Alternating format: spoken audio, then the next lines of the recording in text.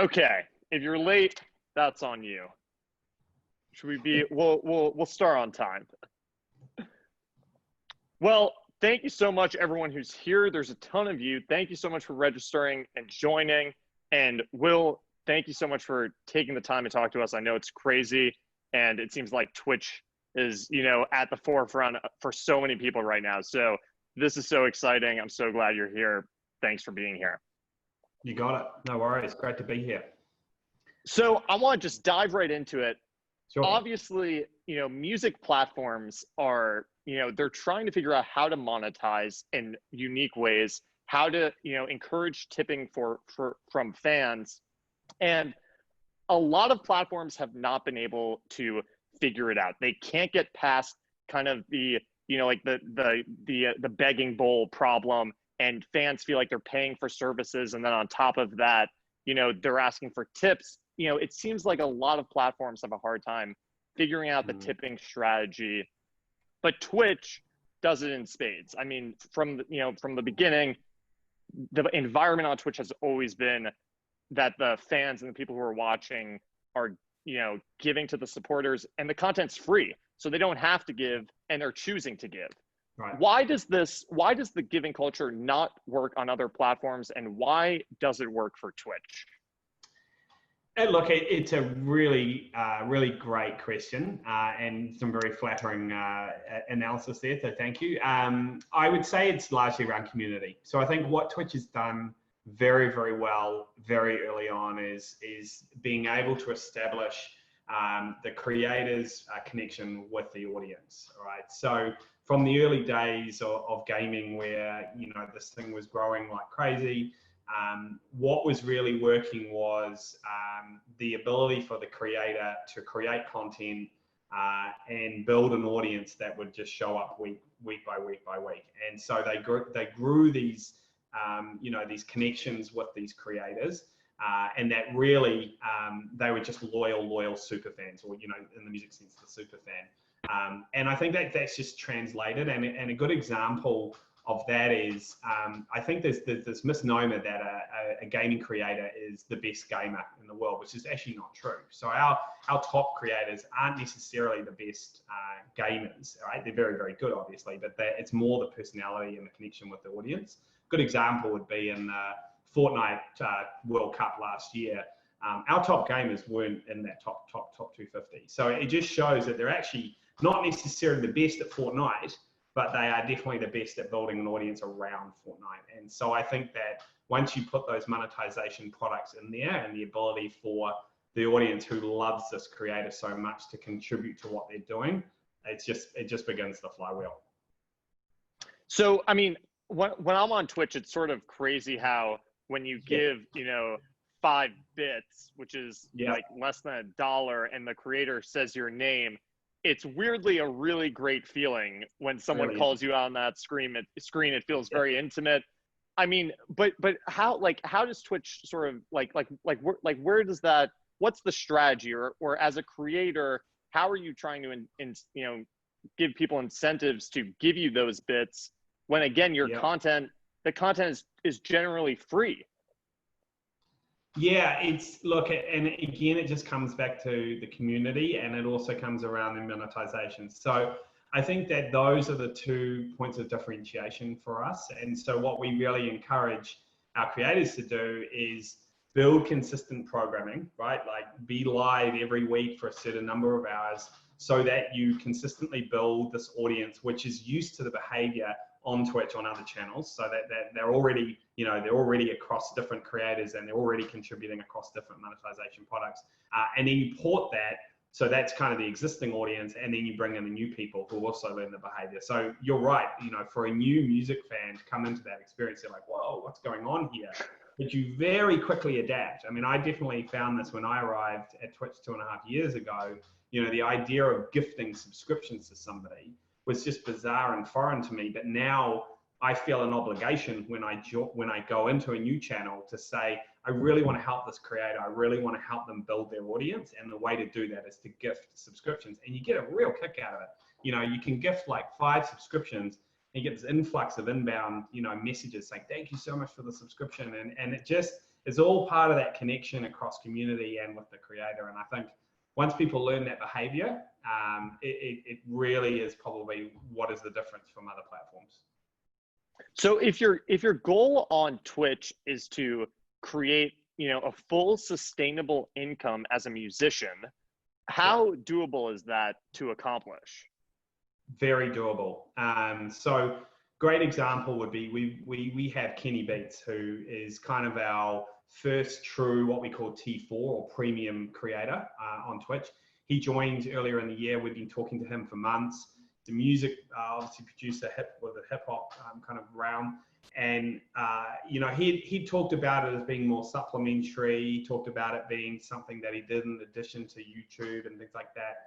He's come in and he has just seen the power of the community, and then also how he monetizes that community and interacts so well with his audience. And, obviously we don't share revenues for individual creators, that's private, but I can tell you he's making a sustained income.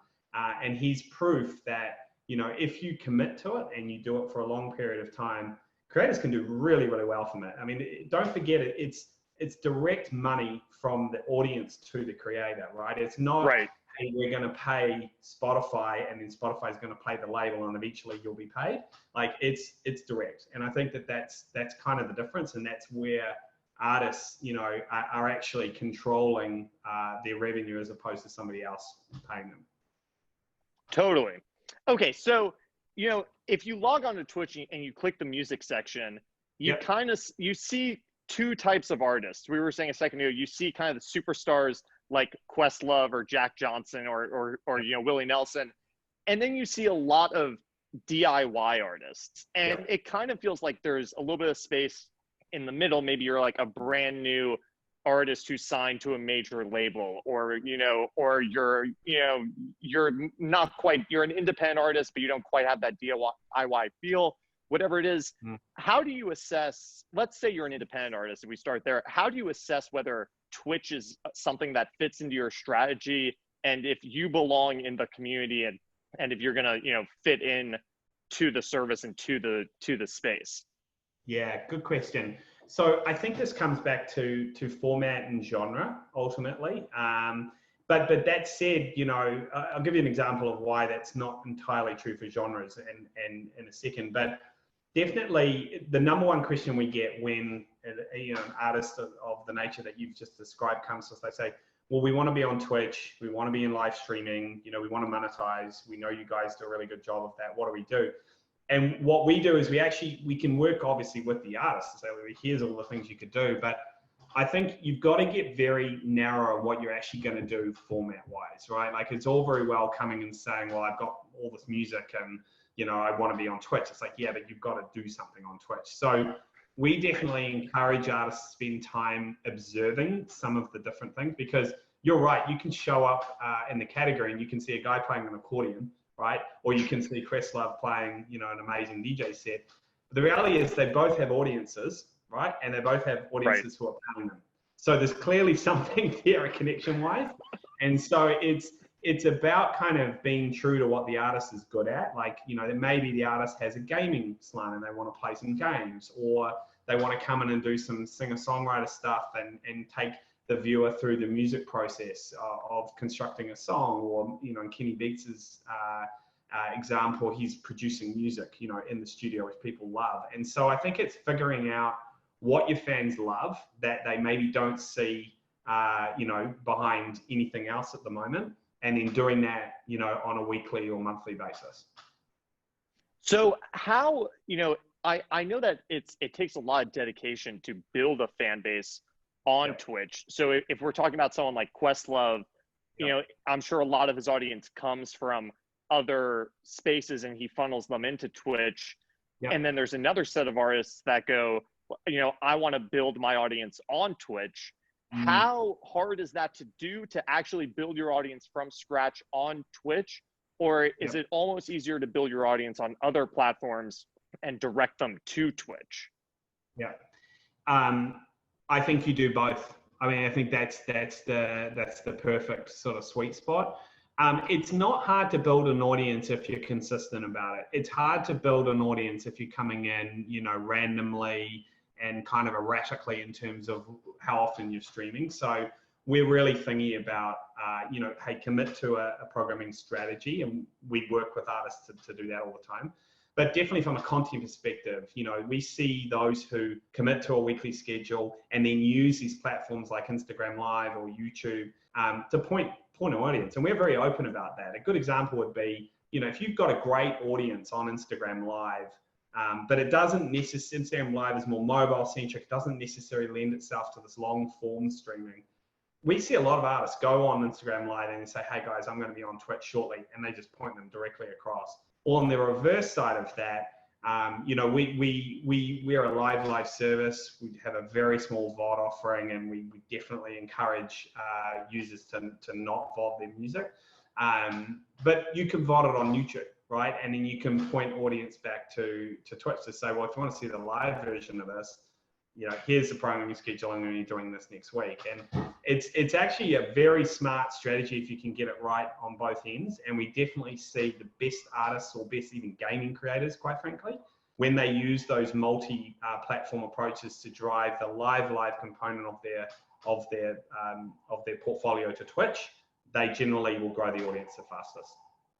So if you're just joining in, we're on with Will, and I just want to say quickly that we'll be doing a Q&A at the end. So think of questions and put them in the Q&A feature at the bottom of your screen. You should say, it says Q&A, and you can just start filling that up, and at the end, we'll answer your questions. So, okay, so you decide, you're convinced. You decide that it's time to get on Twitch. I've heard so much about it.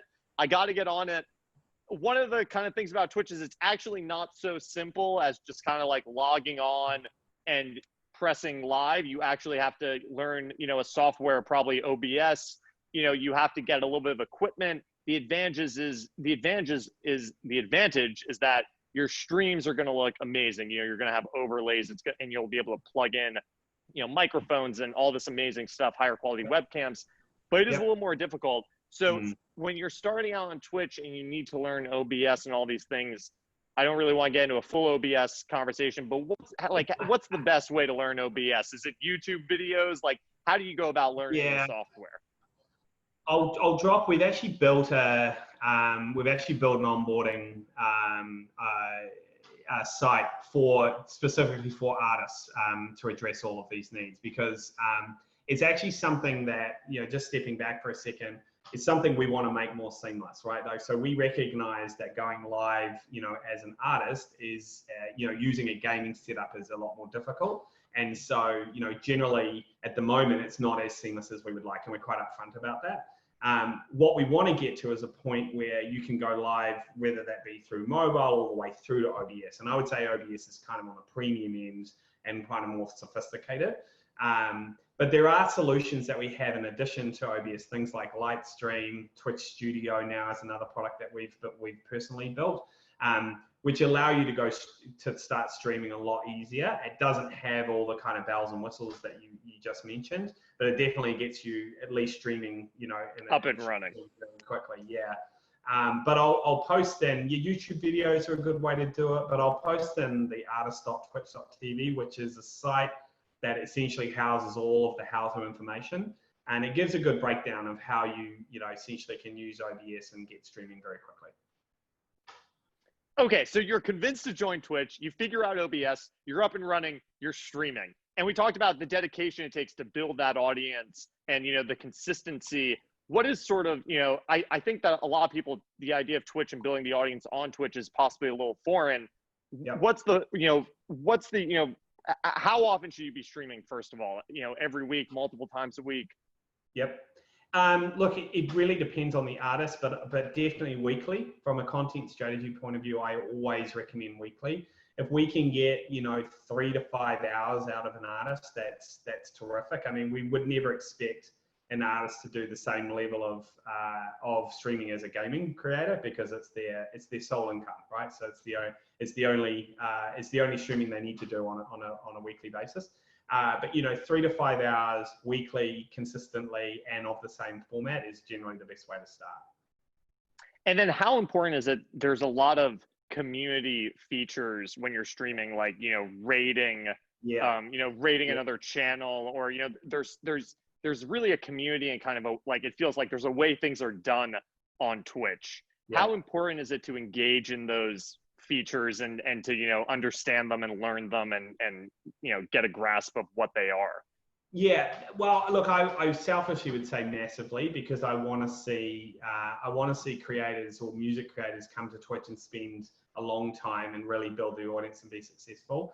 But that said, it kind of depends on the use case, really. If you're wanting to stream for distribution purposes, where the focus is really on the video, you know, kind of on the video content and less on the chat, then fine. You don't need to set up emotes. You don't need to worry about the hosting component of it. You obviously need to set up moderation because that's important, but you don't necessarily have to lean into all of the bells and whistles, if you like, as much. That said, if you're wanting to be the next Kenny Beats and you're wanting to really build a sustained income and audience, that stuff makes the difference. I mean, that's when you're essentially educating your audience on what your emotes are and how to use those in chat and that sort of thing. And the more interactivity you can build into your stream, the more successful you are long term. So again, you know, we kind of encourage do everything, but it's not to say you couldn't just come and use Twitch as a really terrific way to distribute content as well. Right. And what's the best way to collaborate with other creators on Twitch, whether it's in Twitch or sharing the audience? I know if you raid someone at the end of your stream, you can raid them and feed your stream into their stream. But in terms of, you know, crossing audiences and just working, you know, creating together, what's the best way to do that on Twitch? Rating is a terrific one. Like you say, that's where, you know, a creator can raid somebody else's channel and bring their entire audience with them. So if you're a new streamer and you're wanting to build audience really quickly, that's a very effective way to do it. We see a lot of creators hosting each other's channels as well. So, you know, you and I could host your channel, Zach, when you're not online, and vice versa. So that's another good way to build audience. We've got some other products that we've used before, like co-streaming, which is quite good for festivals, for instance, where, you know, you can be the creator and you take a feed from this festival channel and put it somewhere in your screen and either commentate on it or just go about what you're doing and allow the user to see it. But I think that the biggest ones are, and there's squad streaming as well, right? Like where you have multiple creators streaming at the same time and sharing on content. There's lots of different ways to do it, but I'd say those are probably the most effective ones. And again, I just encourage, you know, people to go in and spend some time on Twitch and see what's happening. That's the easiest way to do it. It's sort of all very well, you know, us kind of listing all these different ways, but definitely the proof point's actually spending some time on the service. Yeah. Totally. So I think that if you're a young artist, maybe a DIY artist starting out, it seems like you could really build your strategy around Twitch. Your strategy early on could almost be Twitch. Yeah. If you're a more established artist, you'd have to figure out how Twitch fits into your overall strategy. So I guess if we're talking, you know, let's say, you know, overall strategy, maybe now or even when concerts come back, where do you think live streaming, and specifically obviously on Twitch, where does that sort of fit into, you know, everything else that you're doing in terms of like music releases, touring, you know, other social media platforms? What piece of all of the strategy, you know, where does Twitch kind of fit into it?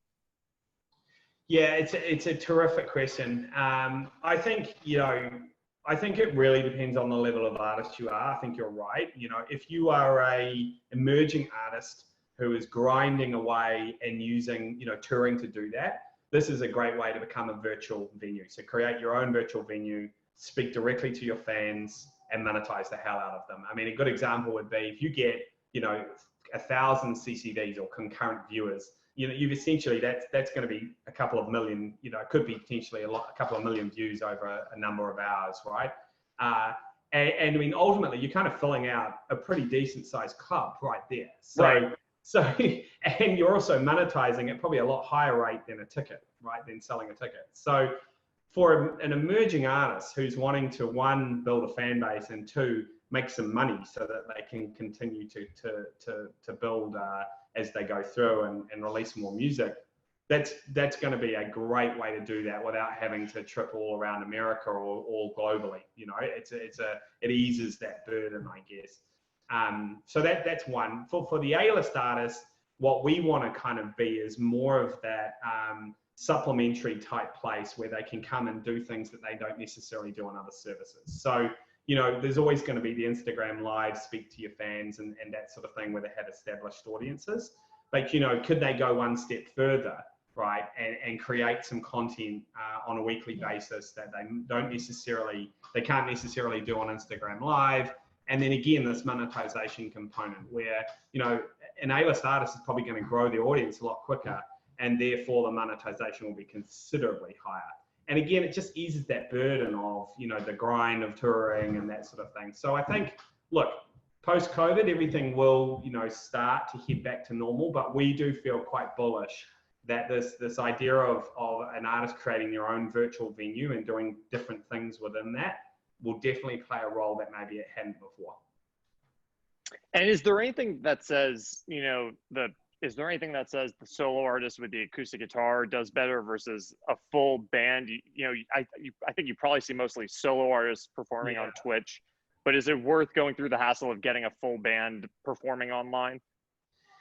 I think it comes down to kind of length of stream, to be honest with you. I mean, it's the challenge of like a solo artist or a band is like, how long can they, what is the length of stream, or what is the format that they're playing to, and can they sustain that over time? You know, so really, you know, that would be kind of the question I would ask in that sense, is where it's probably more challenging rather than say music production or a DJ set.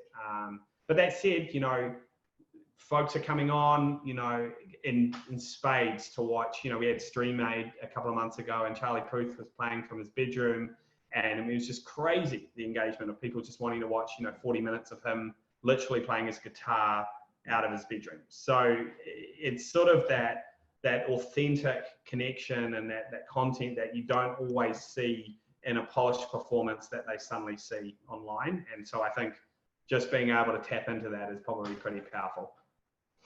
It does feel when you're watching Twitch that it's the most intimate you can get with an artist. Even if you don't know the artist, it almost seems like there should be more barriers behind it. You think their personal Instagram or whatever it is would be the most intimate. But there's something, like I was saying earlier, how when you donate a bit to someone and they say, thanks, Zach, for the bit, even though a bit is like 3 cents or you know, whatever it is, you feel like you're in the room with them and you just feel so connected with them. Yeah. I mean, any advice about, you know, how much of your stream should be music versus talking, or any tips on how to just, you know, build upon that and to make the stream feel even more intimate and even more special for the people who are watching? You know, it's funny because we hear both. So there's no kind of like, we've heard from creators before that their audience is trained to listening to them perform and they don't want them to talk. And when they do talk, they actually see a drop in audience versus when they are just playing and they're not interacting with their audience, you know, they again see a drop in audience. So I think it really depends on what the audience is expecting and what they get used to format-wise, is what I was talking about earlier. And so, you know, we've seen artists who have built this incredible, you know, following where they'll take requests from the chat, and they're used to doing that. And that's to your point, is the buzz of seeing what you're putting in chat suddenly being played out, you know, on the big screen, if you like. So again, I think it comes back to the format and what the audience is expecting. That's probably the key to success there.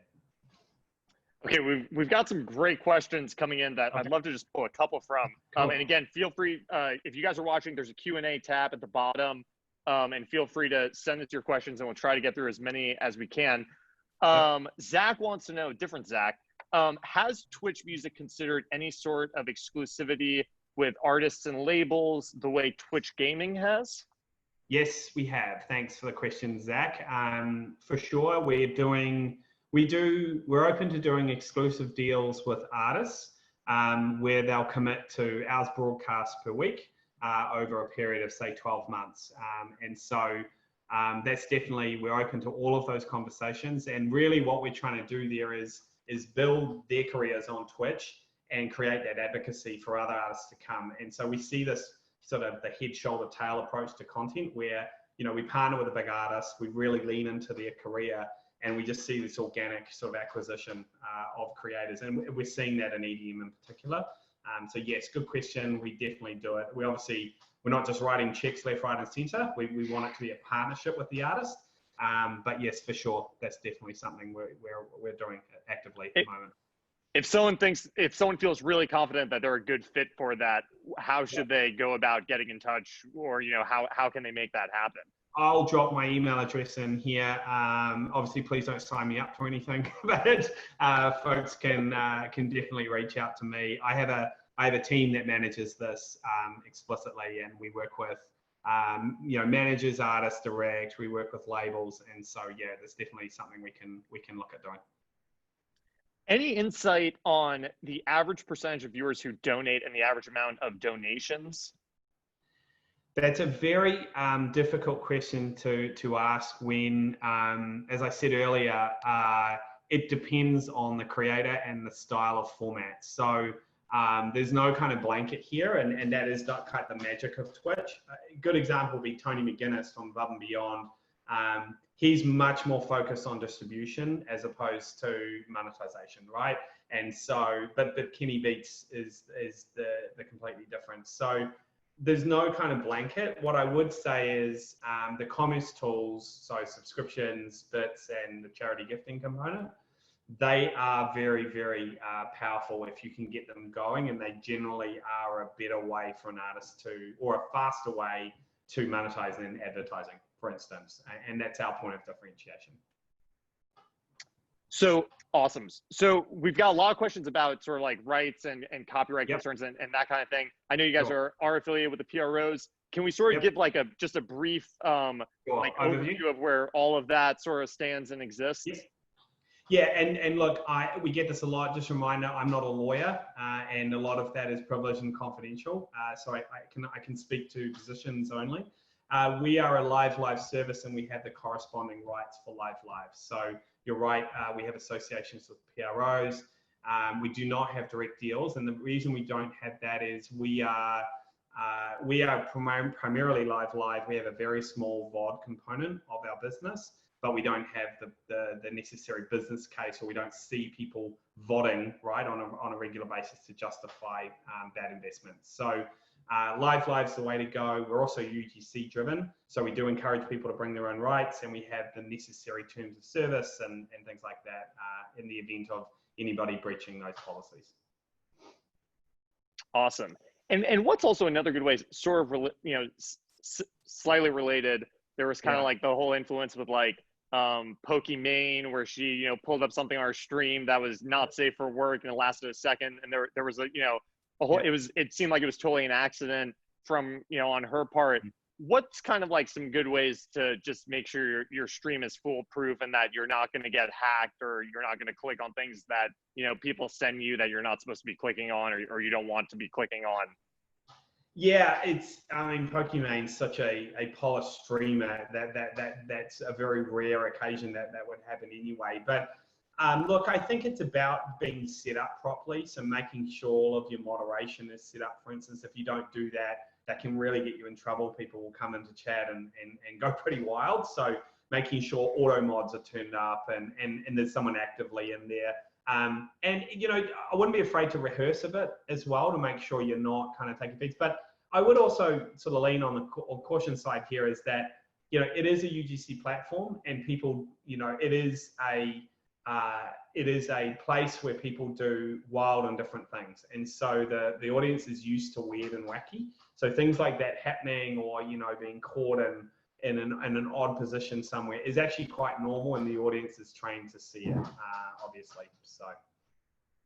So we've got a couple questions about the path to partner and the different levels, and some people may not know that there's actually, as a streamer, there's different levels that you can hit. Yep. As novice to, and then going up from there. Can you talk a little bit about those levels and kind of what they bring you, why you want to achieve them, and the best way to achieve them? Sure. We think of it as kind of a funnel, really. So there's the free tier, which is anybody, you, Zach, me, Will, we could set up an account within 2 minutes, and so you can start streaming, obviously, through the various softwares which I mentioned earlier. So that's kind of the free tier. You can very quickly, if you do a lot of broadcasting early, you can move into what's called our affiliate layer. And that's a program that has sort of a dedicated it's where you unlock monetization. So before that, you don't have access to subscriptions or ads or the bits. As soon as you hit affiliate, monetization kicks in. As you kind of work through and start to build an audience and start to do more consistent broadcasting, you may or may not have interest in getting access to our partnership. Now, partnerships is a very kind of our highest tier, and it unlocks better monetization, so better rev shares. It unlocks account management, so you'd have a dedicated person, for instance, on my team supporting wherever they can to help grow audience and all the various needs there.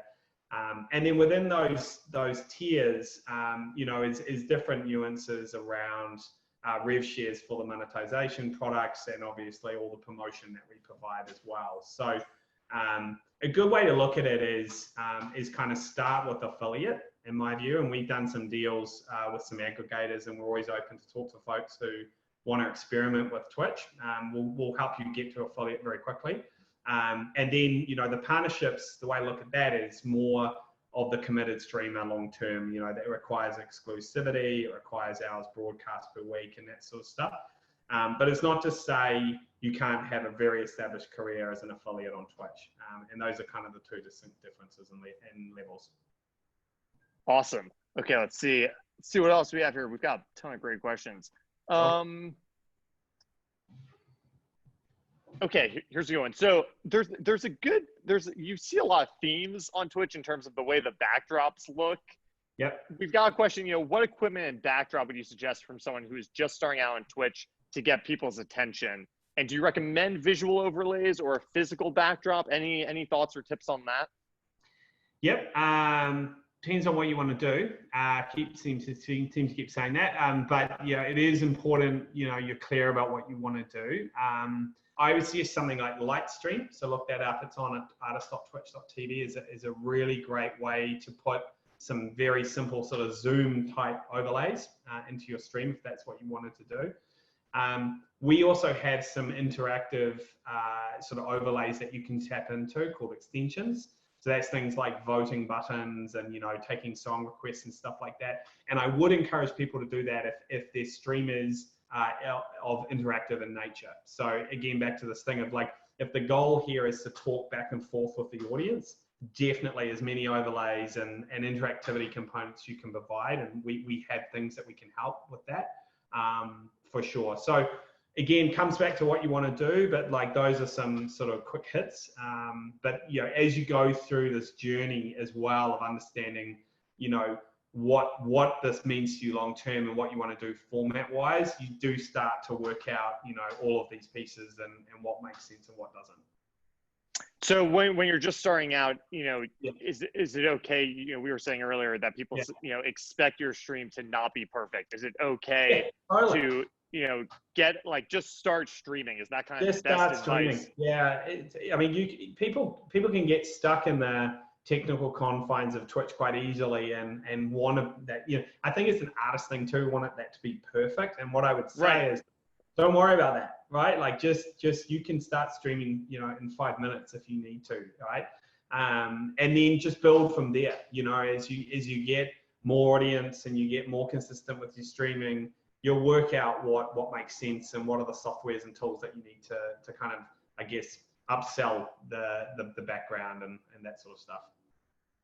Totally. So I know when you go on Twitch, obviously it's mostly live streaming, but you do see a fair amount, or you see some stuff that's pre-recorded that you can click on and watch. Is that something that you guys are going to dive more into, or can artists be thinking about creating, pre-recorded stuff to upload on Twitch? Is that sort of, is that something that we'll be seeing more of? It doesn't perform as well as live. So we definitely encourage new creators or people who are already on the service to be live, right? That's the core of our service is live. That's where everything flows from. So what I would say is we've seen people come in. Zed, for instance, relaunched this channel a couple of weeks ago and played a show from the Bill Graham here in San Francisco. But what he did, which was quite smart, is he went live before it for like an hour, and he talked about the show and how he built it, and he got the sustained audience, and then he hit them with the pre-recorded video. I would dare say that if he'd played the video on its own with no context and no live, there's no way it would have been as successful as it was. So definitely you can use pre-recorded in a smart way within your stream, but I wouldn't, just put it up and expect it to do well, because our audience is extremely sophisticated. They know what's pre-recorded and what's not, and they tend to call it out too. Is that something that you could sort of picture being brought into artist strategy as they're on the road, as things open up again, live streaming from the road before they go live, after they go live, during? Absolutely. We really want to work with artists. We haven't seen this en masse yet, but I really want to see artists like live from the tour bus, just simply saying, here's my tour bus, here's what we do on a day-to-day before a show, or here's the accommodation that we're staying in. It's really average. Look at this. I think that there's something quite cool there, because it's access to stuff that audience doesn't normally see. And so it's compelling. What do you think? Any cool, streams that you've seen, just, in general, by artists that, isn't traditional playing guitar in the room? Anything that's been out of the box, funky, that, other people should check out? Yeah. We talked about this earlier. I am loving the music production stuff, right? Like, I just think that there is something so interesting about seeing that music process and constructing music, or constructing beats in this sense, that you don't see. It's kind of giving this face to a music producer who, up till, recently, kind of been in the background a little bit. These big producers, but you don't see the art of their work. And, a good example is Timbaland on Masterclass. I've watched that show, several times now. And if you could do that on Twitch, I just think that that's what people want to see. And we've seen a little bit of it, but I'm really excited about that piece. So, to me, Twitch kind of feels like a little bit like TikTok did maybe like a year ago or a year and a half ago, where it feels like, at least on the music side, they're still trying to gather, the creators and represent every genre of artists. Yep. And it also feels like, as an artist, you're able to maybe break through in a different way, because there's not as much, there's not as much clutter as there is on YouTube or Instagram, the same way TikTok, was early on, and now it's starting to get a little bit more cluttered. Can you talk about a little bit, like, if that's true, like, is now a great time to be on Twitch because there is less, less going on compared to, say, Instagram? Does that create, an environment where you're able to get discovered by new fans and build a different type of connection? It feels like now is the time to be on Twitch. Yeah, I think it is, and I agree that, we like, for instance, we've just put music on front nav, right? Top nav, what we call top nav. So when you come into Twitch now, you see esport, you see gaming, and you see esports, and you see music. And we've done that because we've seen such an explosion of music, and we want people to be able to find music quicker. So in that sense, yes, it absolutely is, because we're seeing these pioneers arrive, and they're getting, a lot of visible eyeballs from interested audience, right? So people are coming to the service and understanding this new music content, and they're kind of lapping that up. So I think that in that sense, timing wise, you're totally right. Over time though, I do think it's this case of, these established formats and these established genres will start to build that out. And it's our goal from a product point of view to kind of do what we've done in gaming within music. So at the moment, it's still more of a gaming experience.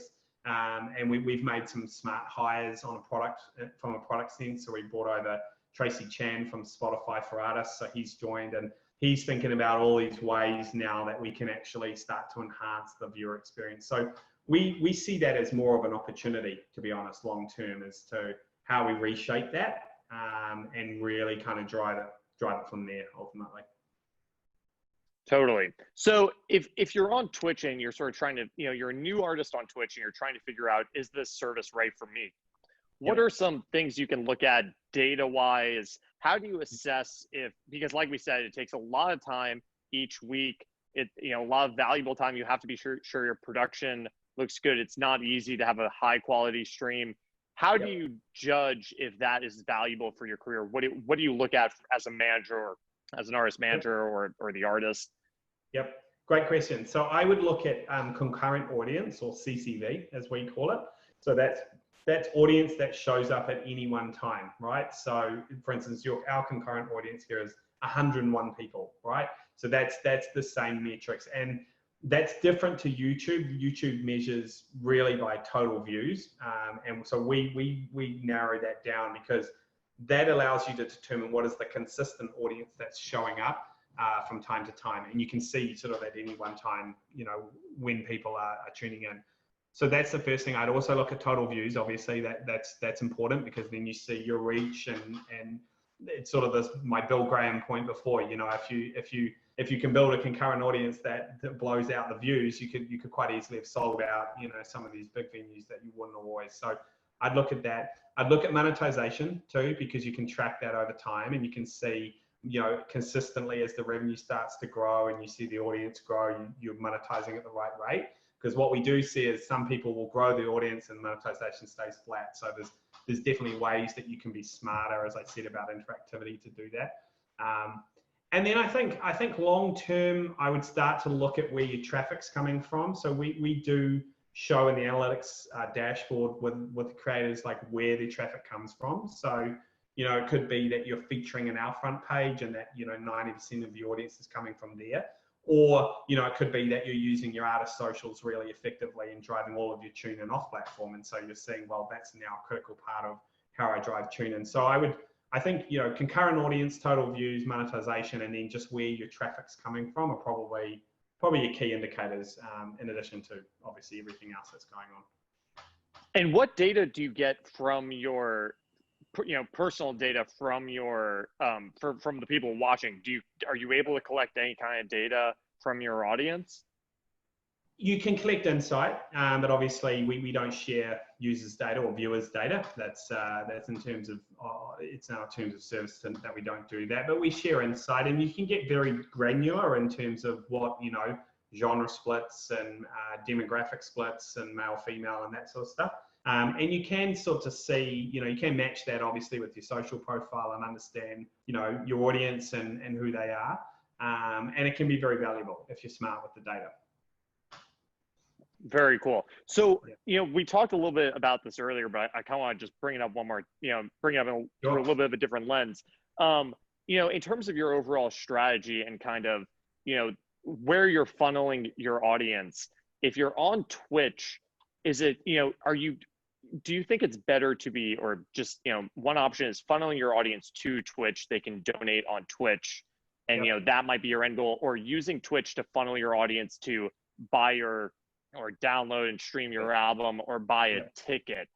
Do you see one working better towards the other? Or if, you know, if your album is coming out next week or next month, you know, does Twitch fit into your album release strategy? And can you funnel the audience from Twitch to purchase or stream your album? Yep. I think it does, so long as I think it makes sense to do it on Twitch, so long as you make the most of the products integrations that we have available. So a good example would be, if you're wanting to sell merch, I would be pinning chatbots in your chat, right? To say, if you want to buy my merch, buy it here, or put it in the stream somewhere. You know, you can literally have an overlay just saying with a link off but basically to an online store. Or the same with the DSPs, right? So we see a lot of people previewing new music that way, or pointing to existing albums, you know, to check out my new music here, you know, click the link and it goes through to the likes of Linkfire and these other aggregators who drive spins that way. So if your strategy is to build your audience aggressively on Twitch, I absolutely think it could be part of your promotional cycle if you use the right products to do that, yes. If not, you know, there's other ways you can do it. It's probably not as effective using us to do that.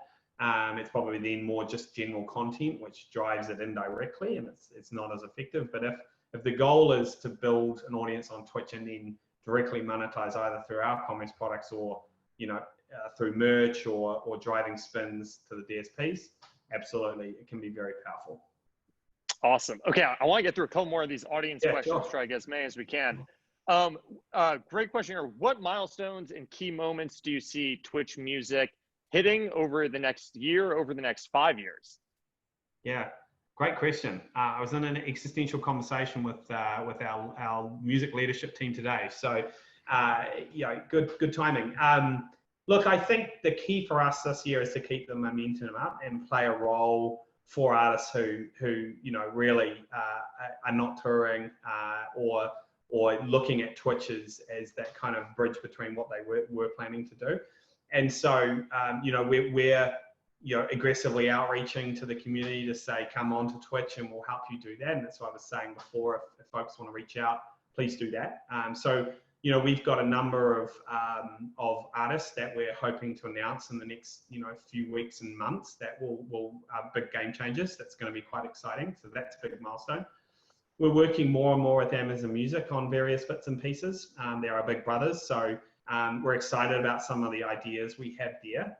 And I think that'll be critical as we hit the end of the year as to what those partnerships look like. And in 5 years, I think if we're in a place where there's a home for every artist on Twitch the same way that they have an Instagram account or a Facebook account, then we've done our job. That's kind of the goal. At the moment, it's not as common, and we want it to be, we want it to be alongside, the other social platforms ultimately. Awesome. Interesting question here. How have the demographics of the Twitch user base changed over time? Does it skew in any demo? Are there any growth demos? Yeah, great question. So it skews male because at the moment, because it's predominantly a gaming platform. And what we've seen in the growth of non-gaming content is, particularly music, is more females going to the service, and it's skewing slightly older. So at the moment, it's in this beautiful sweet spot of sort of that 18 to 24 range. So young, I think that's Gen X.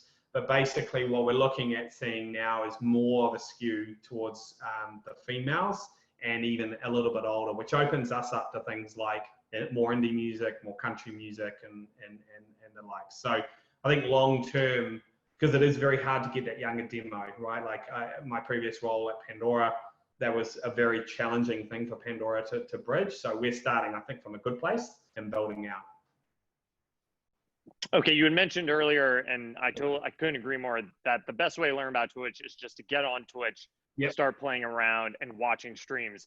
Any streamers that you recommend that you think are just, great examples of what a great streamer should be and does? Yeah, check out Kenny Beats. He's terrific. He's doing some really exciting stuff. Cascade was live last week. Check out his channel. There's an array of other kind of new. Tony McGuinness would be another one. Check those ones out, and then also as you go into Twitch and you go into the music category, you'll see the channels that we're featuring, and there's a lot of different kind of EDM focused or even indie and country, and so I would spend, depending on your choice of music, I would spend time in there. That's probably the best place to start. Awesome. Okay, another good question here. So we have an artist that's big in the rock metal community, and they want to do music lessons on the platform. Do you recommend this? That is very cool. Yes, I think that would be awesome. This is kind of this education idea, and that format is one that we haven't seen a lot of, but I think it's similar to music production and could be very powerful. So yes, +1 on that. Awesome. Has Twitch made any efforts into being a platform for podcasting or other types of audio or entertainment? Yeah, very good question. We are interested in music talk, what we call music talk, but it has to have a video component to it. So if it's a podcast where we're actually streaming in the studio, yes. So we've already seen music talk do really well on Twitch. As far as just audio only, we obviously do okay in radio stations, but we're not seen as an audio platform by our audience. They definitely want to see something rather than just the audio. So I would say if it's something where you could provide a visual element to it, yes, very powerful.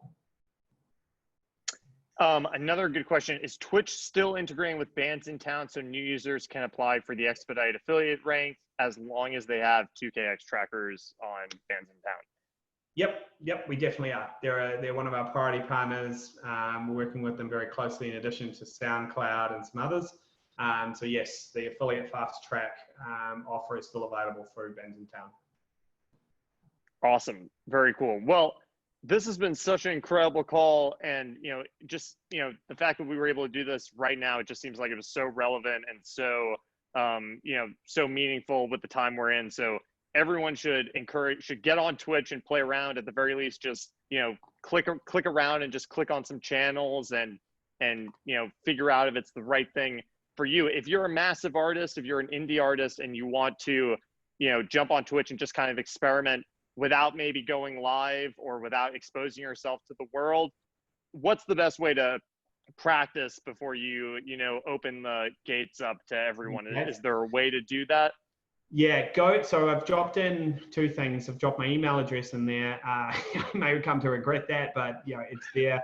But also check out, I dropped in earlier, artist.twitch.tv. So that's your best source of getting live immediately. And we've aggregated all the information across, various different assets to do that. And so my suggestion would be try that. And then if you're looking at doing something, if you have an artist who's of large in nature and you want to do something more committed, reach out. I'd love to talk, and we have a whole team that can help with that. Awesome. Very cool. Well, if there's any last questions, put them in really quickly. And then otherwise, Will, thank you so much for taking the time. This was awesome. And I'm glad we were able to make it work. Yeah, no, great. And thanks for having me. It's been a pleasure.